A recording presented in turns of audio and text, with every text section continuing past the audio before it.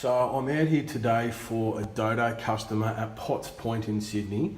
Basically they've just had a new installation done. I came out here originally to get the cabling from the building next door into this MDF, and I've tagged it and left a card here for them testing on my end.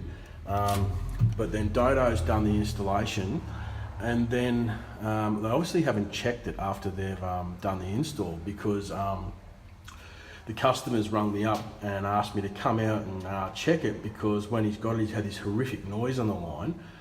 So I'll just show you what's going on here. So this side here is on the A side, there with the phone, my Badinsky. Can you hear that?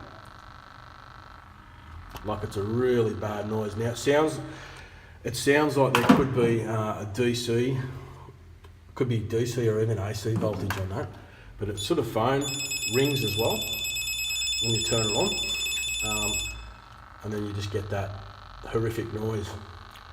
So this is not a it's not a customer issue, Dodo. This is 100% a network issue, and yeah, mate, you guys are going to have to send out one of your techs to come and sort this out. They should have done this on the installation, because this customer's just opened a new business and his internet's really slow as well. So yeah, Dodo, back to you.